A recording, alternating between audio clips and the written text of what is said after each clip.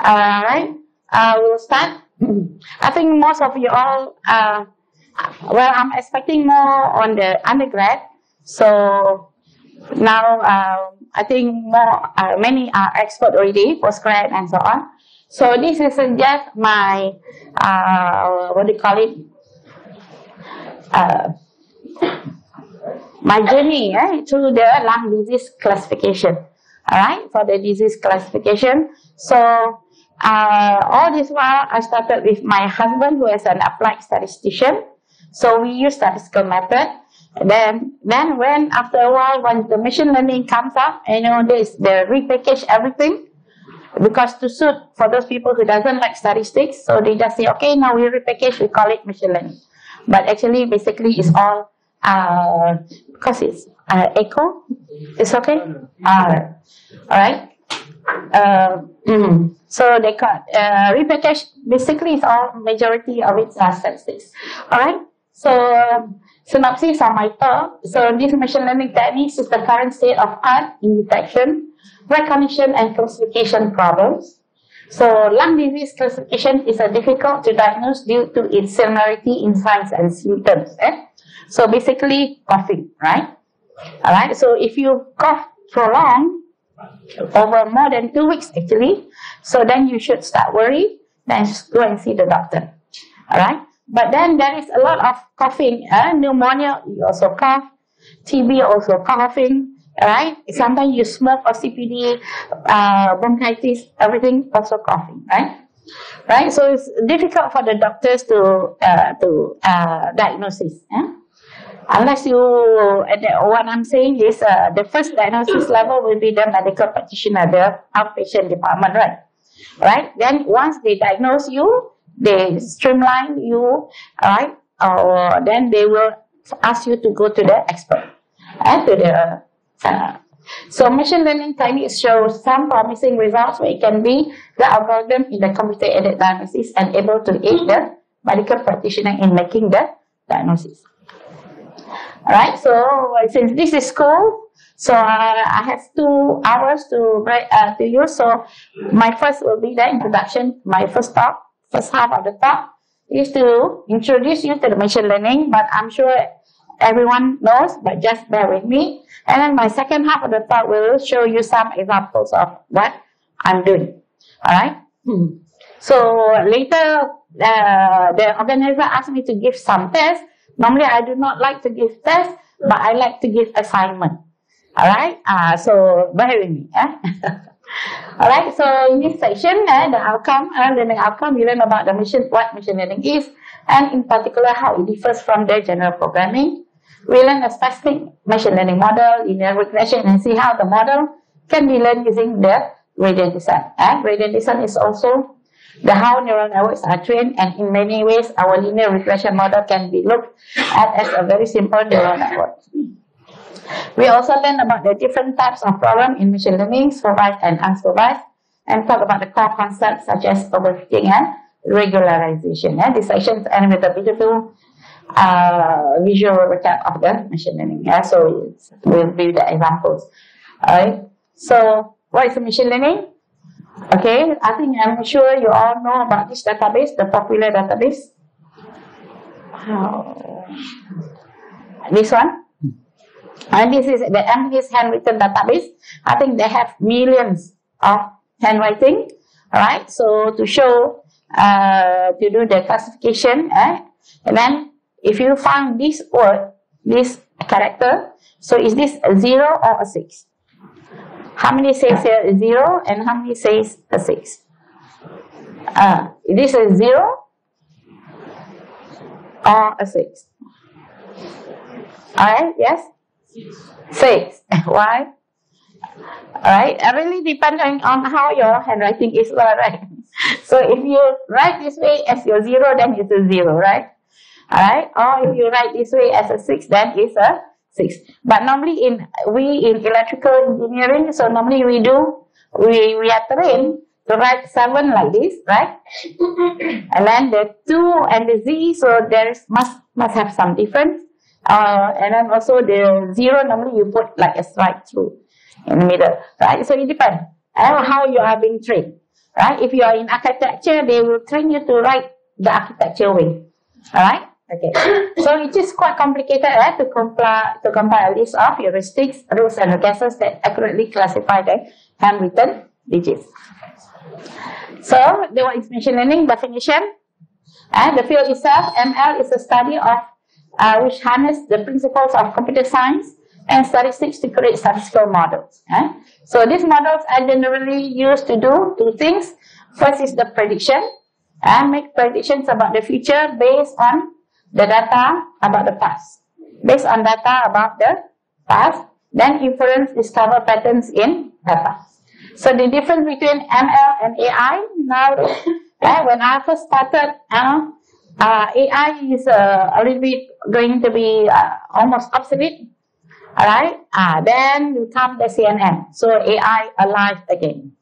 Alright, because at that time it was going nowhere. Just after the neural network, the only expansion is just putting in monos and monos, right? But it's just that. But when the CNN comes in, then now it's alive again. So now whether AI or ML really depends on the school of thoughts and really depends on who you are. Right? If you are computer science or you are the AI people, so you say AI. And now people claim AI is bigger, is the whole lot, ML is underneath. Right? But it should be, to me, it's the other way around. AI is just a small fraction, but the ML is the bigger picture. Alright? So it really depends on where you are, your school of thoughts, and how you look at things. So this is AI usually concentrate on the programming computers to make decisions based on ML models and set of logical rules. Whereas ML focus more on the making predictions about the future. And they are highly interconnected fields, and for most non-technical purpose, they are the same. So definition, right, again, machine learning refers to a set of techniques for estimating functions, like the one involving income, and based on data set, pairs of height and their associated incomes, right? So this is the data science, right? Alright, so now your data is not only signals, which is a one-dimensional, or image, which is a two-dimensional, and then not only numeric, it can be also ordinal, meaning, sunny, hot, things like that. It can be words, right? And also it can be numeric also. So these functions which are called models can then be used for prediction of future data. Alright? So, and then the algorithms, these functions are estimated using algorithm. In this context, an algorithm is a predefined set of steps that takes as an input of a bunch of data and then transform it through mathematical operations.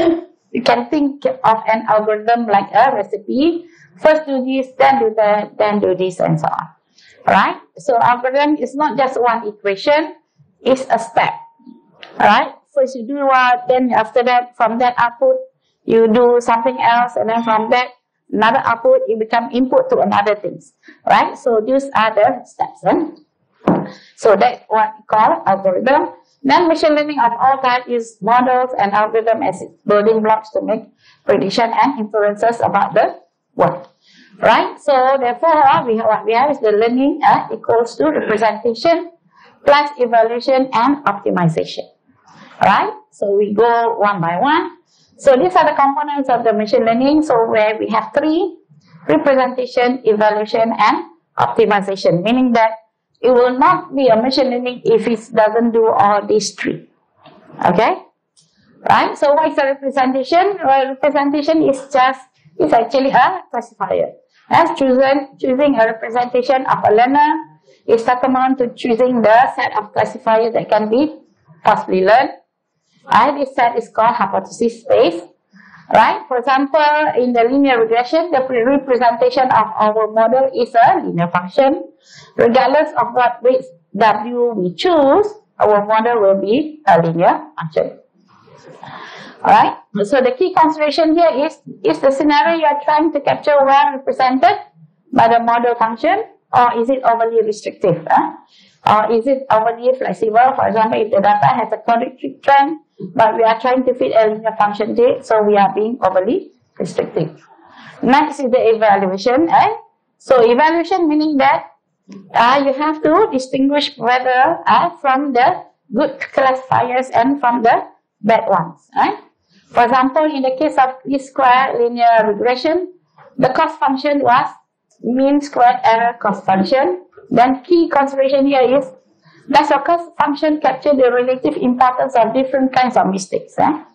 So, for example, it's being off by 0.3 for one data point and 0.1 for another data point is better or worse than being off by 0.2 for both data points. So it is a false positive as well as false negative, right? So we have to explore. Then next is the optimization, right? So if the result is good enough for you, or you want to you need more, right? So of course we have to try to optimize, right? So this is the process of algorithm for finding the best model in hypothesis space. For example, here gradient descent is an optimization algorithm that can be used for finding the optimal model for least square linear regression. Alright, now the key consideration for us is that how efficient is the optimization technique in practice? Okay, then does it always find the optimal solution? Alright, so is it possible for it to output some optimal solution? If yes, how often does this happen in practice? So these are the things that you need to know. Meaning what? You don't be content with what you have. Explore further. Try some more, right? Okay, so relation between representation, evaluation, and optimization. Not that they're choosing in any one component of the machine learning algorithm, say the optimization method, depends on our choices for the other component. Alright? So for example, gradient descent can only be applied if the cost function is differentiable. For example, it is a smooth function since we need to calculate the gradient. Right, so these are the examples for each of the components. So for representation, normally the most popular one, support vector machine, right? SVM. So everyone knows about this. Next is k nearest neighbor. Why? I thought SVM is already the optimal. I mean, you always get 100%. Why you need some more? Yeah, because SVM tends to be overfitting, right? Okay. So now if you give results 100%, nobody gonna believe you. Alright? Because you do not consider the overfitting cases. Right? Then these are the rest, hyperplanes, Naive-Bayes, logistic regression, decision trees, I think is more popular. Sets of rules, right? Neural networks, popular, right? Right? Graphical models, Bayesian networks, and so on. Then for them, we have the evaluation. So normally what we have is the most popular one, accuracy, error rate, right? Precision and recall. And then for medical imaging, because the medical doctors, they prefer sensitivity and specificity. You don't give them that number, they do not know how to evaluate your output, your results. So therefore, you must know who is your target audience. So your target audience, at the end of the day, who to say your classifier is good or bad if you are doing medical, biomedical? Who? Yes. Yes, sorry. You have a question? No. Who will have to say your classifier or your whatever that you design is good or bad? Medical doctor themselves. Alright? They themselves has the final say, because at the end of the day they will use your system. Alright? But even that also they are not. That's why you have to do the testing, the clinical testing. A lot of time. Okay? They have to, maybe your fluke, you got it. Alright? Then we have to do testing and testing and testing. So it's quite a long process. Right? Then there's squared error, likelihood, all these are all the engineering evaluation. Then cost utility margin, this is another time. Right? Or information gain. So I should put here the specificity and also the sensitivity. Next is the optimization. So normally it's a combinatorial optimization where you can use greedy search, beam search, branch and bound, or continuous optimization. You can use unconstrained. So normally it's a gradient descent, conjugate gradient, alright, Cauchy-Newton methods and so on. And for the constraint, linear programming, quadratic programming and so on. Alright, so types of machine learning. So we have normally 3. Now we are having more. GAN also, adversarial learning, right? More. There's more. You have to read up, right? So normally it's supervised and unsupervised. Even now the unsupervised learning also being renamed as the self-supervised learning, right? What is the difference between supervised and unsupervised? The detailed letters or not? Yeah, you have the priori knowledge. Supervised is meaning that you have the priori knowledge. The priori knowledge is known. Then you train on that. But unsupervised, you do not know, do not have the priori knowledge. So normally what we do, like for biomedical purpose, we collect the chest X-ray or the CT scan for confirmed cases. Right? Then the doctor say, okay, this is confirmed TB. This one confirmed pneumonia. Or this one confirmed lung cancer. So you collect. So you label it. There is a supervised learning. Right? Then you test onto those you do not know. Alright? And then that unknown, then how? You recheck with the medical doctor. So the findings is TB. Is it really TB? You have to go and check back again. Right? But unsupervised meaning that you do not have the priori knowledge. Just like shooting in the dark. But the thing is, what we do, we look for pattern. We look for similarities, things like that. Right? So this is also called. So reinforcement learning, this is more like your gaming, robotics, and so on. Alright? Okay, so Yan Lichun wrote, actually, I have the pleasure of listening to his talk during the IC 2019 in Taipei. He was there. Very, very good. Then people ask for his slides and so on. So I would like to share to you that he said, no need to share, you can take. It's in his Facebook, it's in his Twitters and so on. Right? Because people ask him why he chose Facebook to work with, not with the others. He said that only Facebook give him the freedom to present and publish. The others cannot. Apple, of course, cannot. Right? So therefore, he said that all his slides, all his lecture, you can find. I tried to find, but I couldn't. Maybe you all are better find this from me. Right? You can find from his Facebook. Right? So he said that if intelligence was a cake, unsupervised learning would be the cake, supervised learning would be the icing on the cake, and the reinforcement learning would be the cherry on the cake. We know how to make the icing and the cherry, but we do not know how to bake the cake. Alright? So this now then he says unsupervised learning in MIPS 2016 started to call it even more nebulism predictive learning. Right?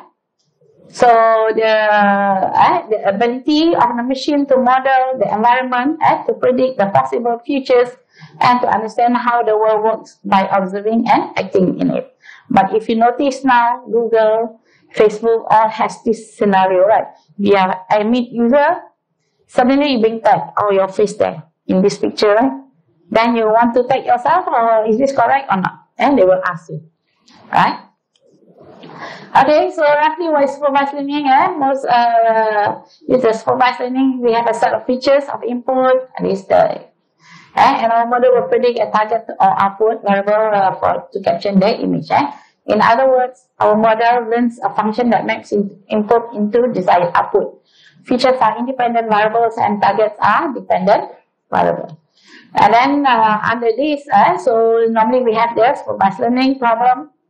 Can further be grouped into classification and regression problem. Classify means classification, whether you have the pattern exists or not exists inside there. The disease, the chest X-ray is normal or abnormal, things like that. or this is another one, spam or ham, or non-spam. Then the problem is classification problem. But then when the output variable is the real value, such as the price of the house, then it is a regression problem.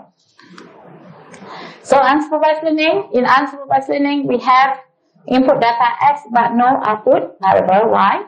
Alright, the goal of unsupervised learning is to model the distribution of the data, meaning to identify patterns in the data. Then try to cluster into groups, things like that, yeah?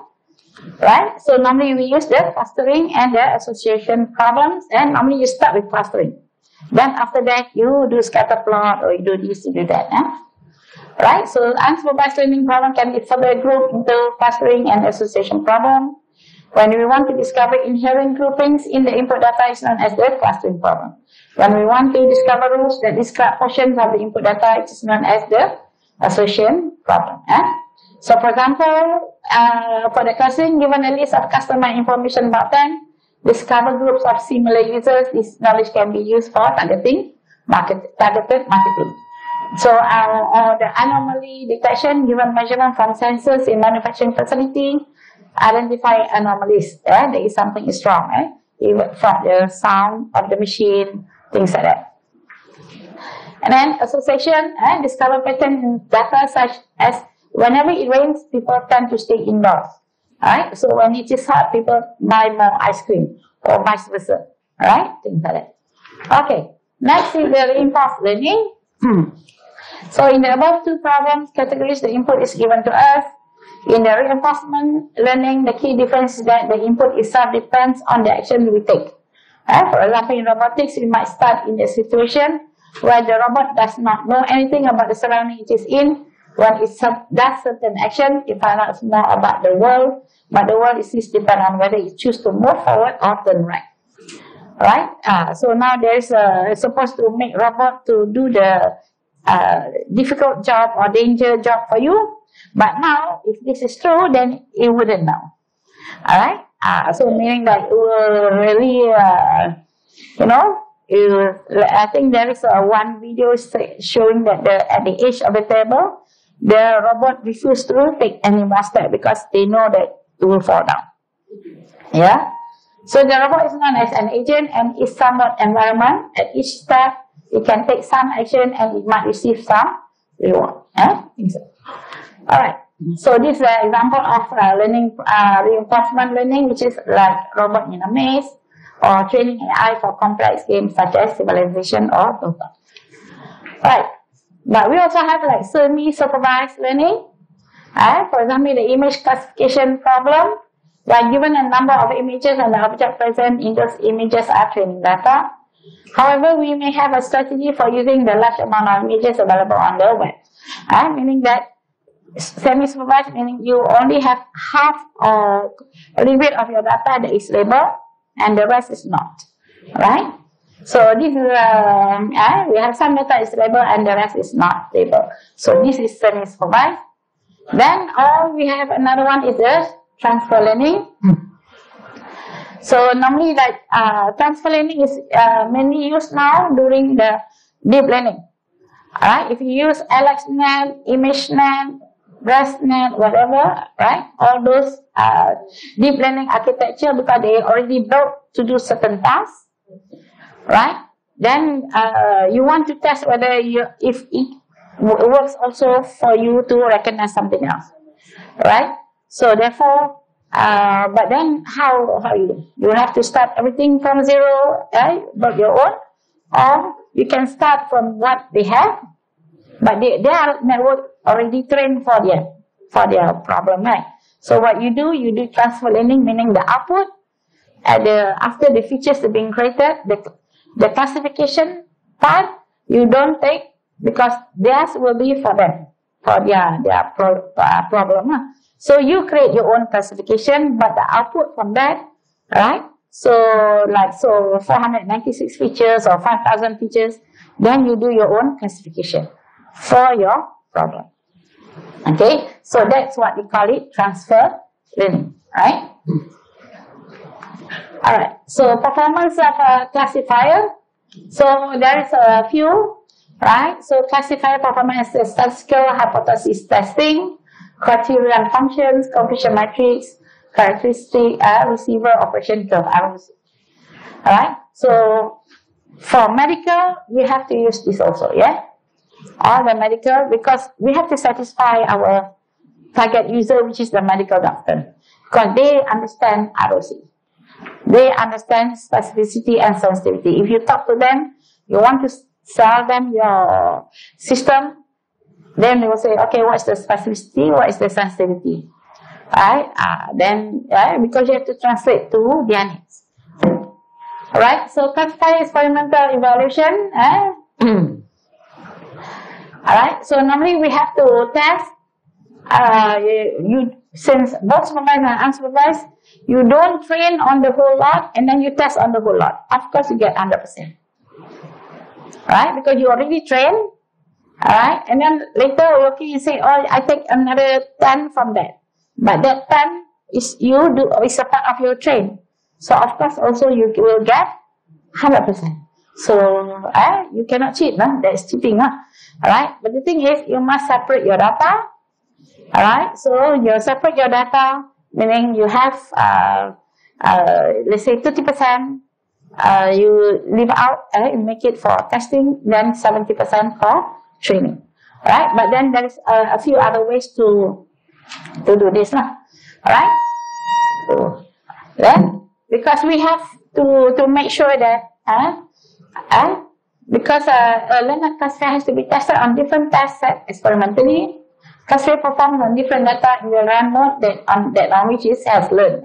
So experimental performance on the test data is a proxy to the performance of unseen data. So it checks the classifier generalization ability. Right? So there's a criterion function assessing the classifier performance experimentally. For example, error rate, accuracy, expected Bayesian risk, and so on and so on. Okay, so evaluation is in terms of hypothesis testing. So if you go using the probability method, yes, go ahead. It's tough, because I'm married to one. So, so I know. Luckily, the students has to do. I just watch because I'm a co-researcher. Before start everything, he will do the exploratory data analysis. So that data he explore everything about the data. Alright, so and then I inform him that his method is exhaustive exploratory data analysis, right? Because I felt exhaustive after the session. Just ask the student, oh, do this now, do that, do this, do this. Still at the data level, not yet at the classifier level, right? Alright, so evaluation has to be treated as hypothesis testing heuristics. The value of the population parameter has to be statistically inferred based on the sample statistics, for example, training set in pattern recognition. So normally what you do is, you have the confidence interval, I think something like that, what you call it. So you take there is a difference between the sample and the population. So what we have is just a sample, not the sample of, just a sample. Does it reflect the population? It has to serve some criteria. So if it serves the criteria, then it is, right? So normally then you have the confidence interval. So normally whereby you will get the accuracy 95%, meaning yes. The confidence interval meaning you are fully confident that you will get, right? So this if you go for this statistical inference. And this is what you call it, learning and training data too precisely usually leads to poor classification, results on new data, right? So like here, underfit, because it doesn't get, let's say this is plus and the circle, the red circle and the blue plus. So when you just put a line like that, some will go here, some will go there, right? So your misclassification are high, right? Misclassified are high, right? That's your error rate, or your accuracy is not that high. Alright, that's how you look at it. Then you go around and you find your way, things like that. So this is what we call it fit, because it doesn't move into this region and doesn't move into this region, except for this only one move into here and maybe here move into here. This is more realistic. So this can be say about 95 or 97%. Right? And then this is overfit. If you try to get, yes, this is what you will always, the SVM does. You got 100% because it's overfit. Right? So you can get, but then does it suit the purpose? So there is another question you have to answer. Alright, next is the training versus test data. Right? So we have to make sure that you separate your data set, one for training and the other for data, for testing. Right? Okay? So sometimes we say, oh, my data is too little, how to do this, too small. Alright? Because sometimes we are not, especially on the medical, biomedical application or medical purpose, it's difficult to get the data set. Because you have to get the consent, things like that. And sometimes the patient opt out, then you cannot use that data anymore. Right? So the finite data available only and have to be used both for training and testing. But then more training data gives better generalization. More test data gives better estimate for the classification error probability. So which one? You want to have 50-50, but then you only have 30 sets. Then 15 here, 15 there. Alright? So these are the things that 13 for training and 13 for testing. Of course, you want to have more on training because we give you more generalization. Right? Because the more data it has, the better it will do the classification. But never evaluate the performance on the training data. The conclusion will be the optimistically biased. Alright, so normally these are the partitioning of available finite set of data to train and test data set. So either whole out, cross validation, and the bootstrap. Okay, so what is a whole out method? Whole out method meaning that you divide the data as just now as I mentioned. Normally we don't go 50-50 because you want more data for the training, right? So it's 2/3 and 1/3. Alright? So, but then 2/3 of data for the statistical model construction, meaning the learning the classifier. Then 1/3 of data is pulled out for the accuracy estimation of the classifier, which is for the test data. Right? So normally it's random sampling is a variation of the whole out method. So you repeat the whole out k times accuracy estimate as the average of the accuracy obtained. Right? Now next is the most famous one. So this K for cross validation. Alright? Okay. So what you do is you divide. Training set is randomly divided into K disjoint set of equal size, where each part has roughly the same class distribution. Right? Then the classifier is trained K times, each time with a different set held out as a test set. The estimated error is the mean of these K errors. So the first meaning that you can choose, they say 90% of it as a training set, then this becomes the test set. So this first full. Second full, now you choose another of the 90% as the training set and another of the test set. This second full. This consider 5 full. Then third, same, you repeat again. You use the other one, then the test set. Then you repeat up until you have different set test set and different training set. But all the data has been done. Right? So K fold, 5 fold means 5 times. Right? So exactly the equation should be this way. Training data set is K minus 1 divided by K times 100. Test data set is 1 over K. For K equals to 5, training data set will be 80%. Test data set will be the 20%. Alright? So normally what we do, okay, we don't only use 1, we use 4. And 5, 3. 3, 2, and 10. Right? So 3 will be, 5 will be 80, 20, right? So 3 will be 2/3 and 1/3. Yeah, 67% and 33%. Then 10 will be 90 and 10. Right? Then you compare your results.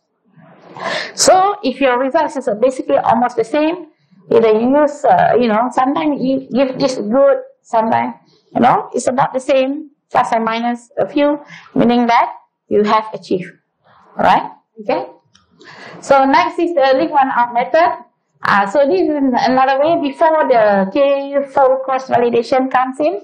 Right? So this one, as I said, my husband is applied statistics. This is what he used to do. Right? Because he said, okay, you take one, then you run everything in that whole data set. Then you put back one, you take another one out. You run again. So if you have 1,000, you have to do it 1,000 times. That's exhaustive, right? Okay? The thing is why we want to see the outliers. If the thing when you take out, perform or over the top or something like that, the meaning that data, some of the data is a problematic data or outlier. But you don't take away problematic data. You put it there, but you identify which is the problematic data, why it is a problematic data. Right? Okay, if it's for the medical imaging problem, TB, is it really TB or maybe it's classified something else different? Because doctors is also human, so they also make mistakes. Right? Out of the 100 patients, only one mistake. So because of fatigue, you have to understand that. Right? Okay. So, or sometimes the patient has something else that did not tell the doctor. Maybe he has actually flu disease, in fact. Right? But then it doesn't. Sometimes the patient doesn't want, so the doctor will investigate. Okay, doesn't want to tell. Alright, so this is a special case of K4 cross validation. But somehow, K4 is, this is, as I said, default one method is, cross validation is before the K4, but this is too exhaustive and there is also some problem. So that's why K4 cross validation is preferred. Okay, next is the bootstrap aggregating, or also called bagging. So this is another type. Use sampling with replacement to form the training set, and given training set T consisting of N and P, bootstrap generates a new MU data set Ti, each of the size N, by sampling T uniformly with replacement N. So, and so on and so on.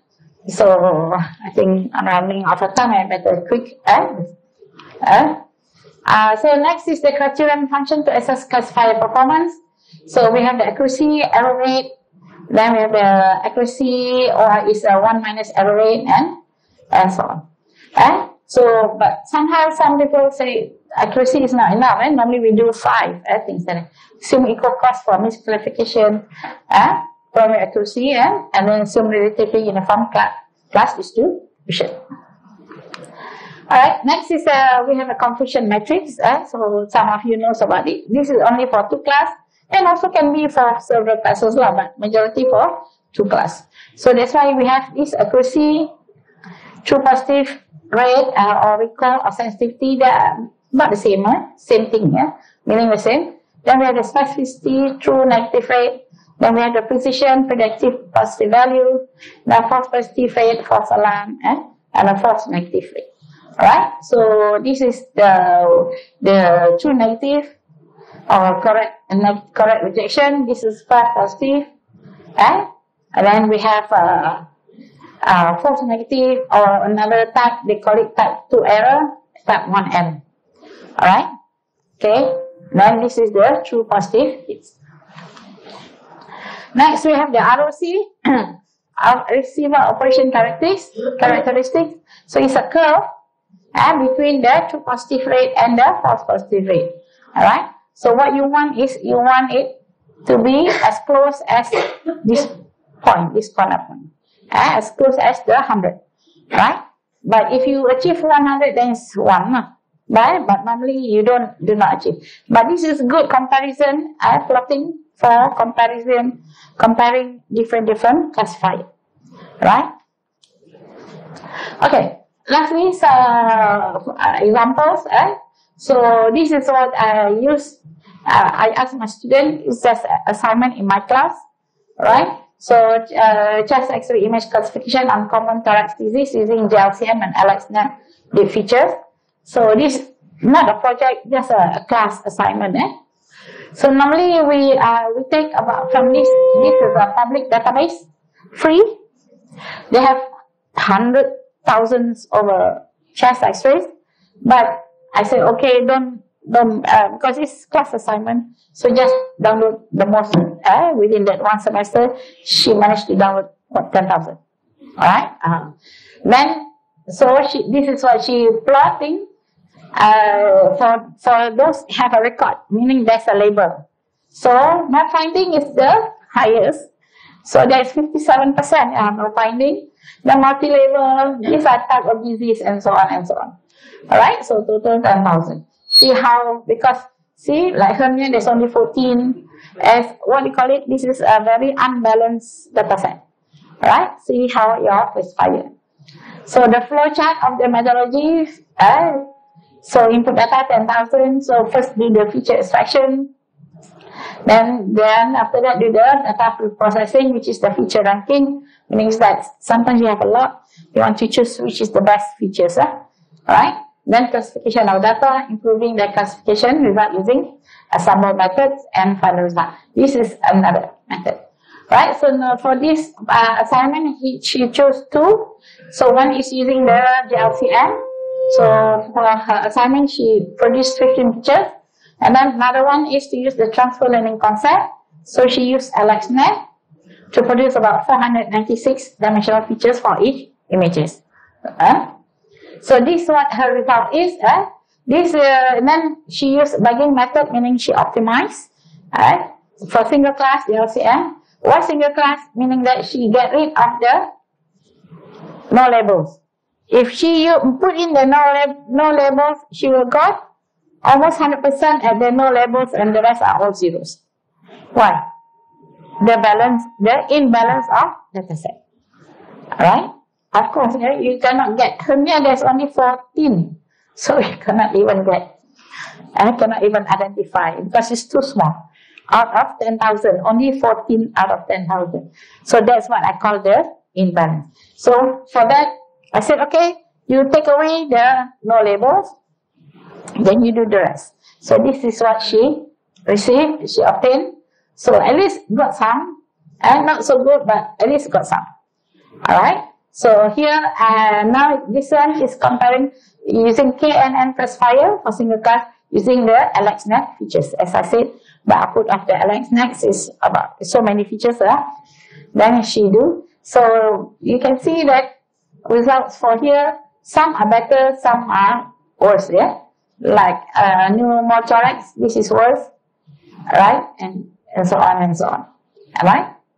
Okay? And minimal are zero here. At least here you get some. Alright? So not all the time deep learning are good. Alright? Okay. Right, so these are comparison because this is multi-class. So when multi-class is more difficult task. Alright, so this is just for the JLCM and the LMS. So it's about the same. Okay. Alright, so this is just the conclusion for that project. So next is the lung disease severity classification using pre-trained networks and data augmentation. So this is current work. It's not yet published. That's why. Alright. We're going to submit at the end of the year. Yeah, my students still working on it. Right, so just some introduction what computer-aided diagnostics, thing like that. Right, so there are many already existing. So now for Malaysia purpose, why we chose lung disease, because it's one of the, it's a second to the heart disease, right? Because actually we do not have spare part for lung, and we do not have spare part for the heart. We have spare part for kidney. If you want kidney malfunction, you have the other one, right? If your both kidney malfunction, you can take one from your mother, your father, because they have two. They can live with one, so you can have one. You still live long. You can still live.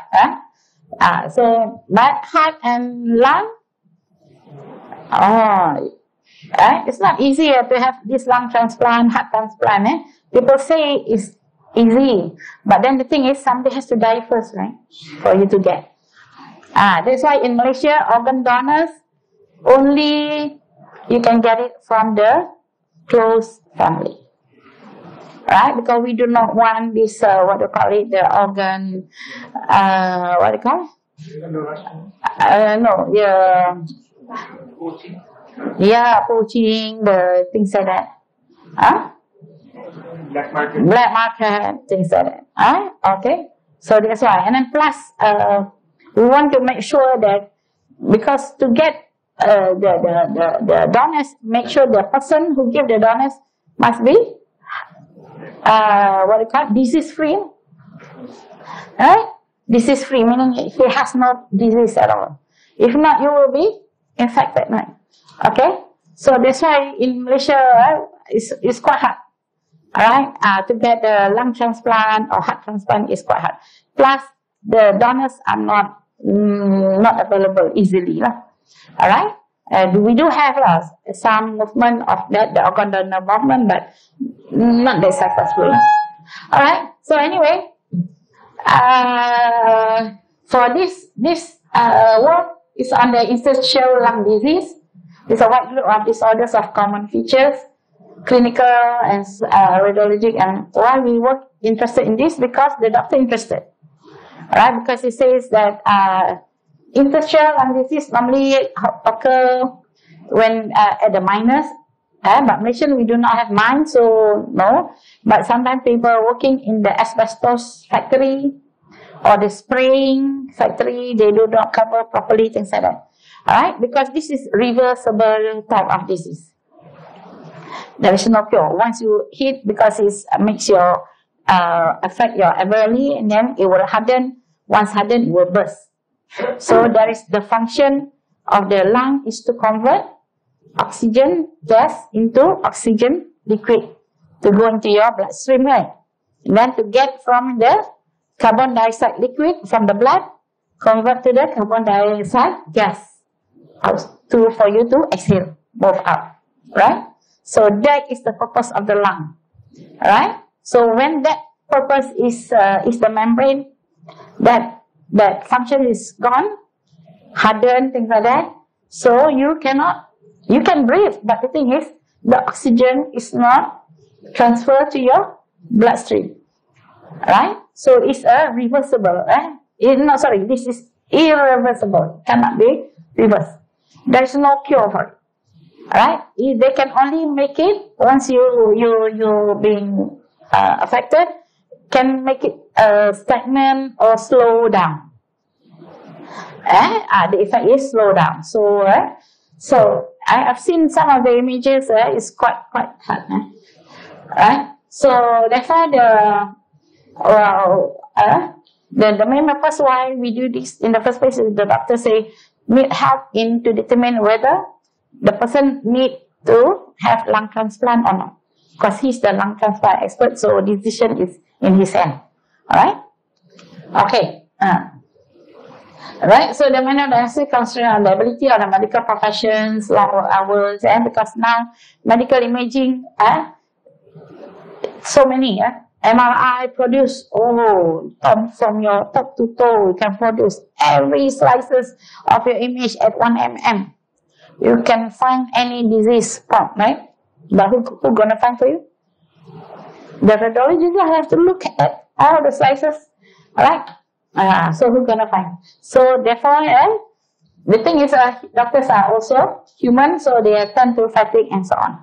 Alright, because I'm working with the Kuala Lumpur Hospital, which is a government hospital. If you know that our medical treatment, Malaysian medical treatment is among the best in the world, you only pay RM1, you can get the full facilities. Yes, true, correct. Alright, but then our hospital is overworked because so many people coming to the government hospital to seek for the almost free medical attention. Okay. And then, but then the bills for medical is quite high, right? So this is the thing, meaning that what we did here is to see the severity. So this is normal lung, this is GGO, ground glass opacity, this septal thickening, this part, then this is the already honeycombing. So your lungs harden, alright? First we will create this one. I also don't see between this and this. I've been trying my best to learn from the doctor. I keep on failing, alright? Because I said, really? So really, this one no, that one no. So that's why I've been, but this of course now you see, right? So this is the end stage. So this is the most severe honeycombing, meaning it's like honeycomb. So yeah, alveoli already burst and then harden become honeycomb. Alright, full of holes in the sense. Alright. Okay, so this already was. So this is the severity. So we classify. Then we don't take all the slices. Too much for us also. So the doctor identify. They say normally we can put it in the zoning. So because if this level has it, so the next, the previous or the below one, of course, it's gonna have it. Because it's at 1 mm, right? Or 1 centimeter. Okay. Alright. So we could have, if you notice, we have 81 disease, but only 15 healthy. Alright? Why? Of course, people go to hospital when you have disease, right? And not healthy. So the healthy one is sometimes, you know, they think, normally the staff or friends of the staff think that feeling not so well, then they go and check, oh, this one healthy. Okay, so that's why we got a few. Right? So therefore, this is score. We ask the doctor to score. We have both score 0 to 7, so one side. So this normal, 0 means GGO not present, 1 GGO minor present, 2 GGO intermediate, 3 GGO major present. So these rank 0 to 7. Right? But if you notice, because we have 81 disease and 15 healthy, so it's unbalanced. So how you want to make it balanced? So we do for the data augmentation. We need to increase the data for the healthy one and so on. Right? So we have to to increase the data. So we do the augmentation. So how do you do? So just flipping along the vertical axis and horizontal axis, rotation increment of 15 degree, and so a few times. So this is what he got it. Alright? So just to add in more data, the same images, but to add in more data. Just rotate, flip, things like that. Okay? Alright? So using data augmentation and also to increase your data set. Alright? So because if not, only 18 and 15, right? So to increase, we can now have the balanced classes consisting 200 each. Meaning that just now we have 3 classes, right? 0 to 3, 4 classes. So for each class we have 200 each. Okay. Then for classification we use the 20% training and 10% testing, and repeat this 10 times. This using the K equals to 10 full validation. Right, for each time you have somebody randomly chosen simulating the K-fold approach. So he used also transfer learning using the pre-trained networks. Pre-trained networks allow researchers to use networks developed by others. There is no need to design the layers depth and also dimension. Provide fast approach to apply deep learning in research. However, we need to bear in mind that these networks are designed for a very specific purpose. So therefore, what they do is the last 3 layers need to be removed, because it's classification for that purpose. So you create your own classification method. So the last 3 layers fully connected, so max and the output. Alright? So this is roughly how they use and so on. Okay. This is just another, then we use AlexNet, VGG16, ResNet, GoogleNet, and Inception V3. Right? Just faster. Alright? So before the data augmentation, right? Due to class imbalance, the classifier treats all sample as the class. That's the first class SO, meaning 0, normal, right? Alright? So because here S1 0, S2 17, and the rest all 0. Okay? But now this is also the same. Now with data augmentation, and you have K10 full validation, right? So for everyone, we have some classifier results. So SO 52% for AlexNet, S1 65, 56, here S3 100, and here 95, then S5, S6. Yeah. So therefore, you get the overall accuracy is quite good, right? Alright, then the lower class tend to have error. For here, why low? Maybe because very similar. Alright, as I said just now, the 0 normal, then 1 a little bit, and then S2 a little bit more, right? Right, so these are the confusion metrics for each, and it's not only for 2 classes, you can have for 7. Alright. Okay, the performance metric for the VG16, VG16, and so on. Right, so this is not finished yet, so we are still trying to improve further. Alright, so for that, I end my talk. Thank you very much for your attention.